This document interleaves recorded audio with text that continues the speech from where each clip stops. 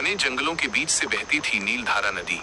उसका पानी इतना साफ था कि उसमें आसमान झलकता था, लेकिन उसकी लहरों में एक अजीब सा डर छुपा रहता था। गांव सोनपुर के लोग उस नदी के किनारे तक तो जाते थे, पर उस पार कभी नहीं। बुजुर्ग कहते थे, उस पार जो गया वो लौटा नहीं। किसी ने कहा वहां आत्माएं रहती हैं, किसी ने कहा जंगल का श्राप है।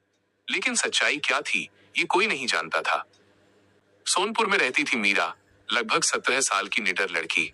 उसकी आंखों में सवाल थे और दिल में डर से ज्यादा जिज्ञासा। उसके पिता कभी लकड़ी काटने उस जंगल की ओर गए थे और फिर लौट कर नहीं आए। मीरा ने कई बार पूछा, पापा कहाँ गए? हर बार जवाब मिला, नदी के उस पार। यही जवाब उसे चैन नहीं लेने देता था। नदी पार करने का फैसला। एक सुबह जब गांव सोया हुआ था, मीरा ने एक छोटी सी नाव ली। उसकी माँ की दी हुई लाल चुनरी उसने कलाई में बांधी और बुदबुदाई, सच जानकर ही लौटूंगी। नदी पार करते समय पानी अचानक तेज बहने लगा। हवा में अजीब सी आवाजें थीं। ऐसा लग रहा था जैसे कोई उसे वापस बुला रहा हो। लेकिन मीरा डरी नहीं। नदी के उस पार कदम रखते ही उसे एहसास हुआ, ये जंगल अलग है। घने पेड़ों के बीच चलते चलते मीरा एक खुली जगह पर पहुंची। वहां टूटी झोपड़ियां, जली हुई दीवारें और सूखे कुएं थे। यह कोई भूतिया जगह नहीं, बल्कि एक पुराना इंसानी गांव था। अचानक किसी ने कहा, कौन हो तुम? मीरा चौंक गई। सामने खड़े थे कुछ लोग, दुबले पतले, डर से भरी आंखें, फटे कपड़े। सच्चाई का खुलासा। वे लोग बोले, हम इसी जंगल के पुराने निवासी हैं। कई साल पहले हमें यहाँ से भगाया गया।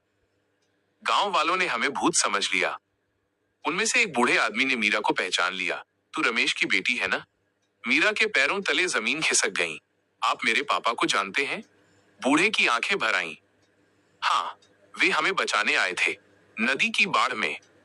वे लौट नहीं पाए। मीरा को समझ आ गया, नदी के उस पार भूत नहीं, बल्कि डर और लालच की साजिश थी। जंगल पर कब्जा करने वालों ने अफवाह फैलाई थी ताकि कोई सच तक न पहुंचे। मीरा गांव लौटी और सबको सच बताया। शुरुआत में किसी ने यकीन नहीं किया, लेकिन जब नदी के उस पार के लोग खुद आए तो सन्नाटा छा गया। सोनपुर वालों ने शर्म से सिर झुका लिया। नदी अब भी बहती है, जंगल अब भी घना है, लेकिन अब लोग कहते हैं, नदी के उस पार मौत नहीं, भूला हुआ सच रहता है।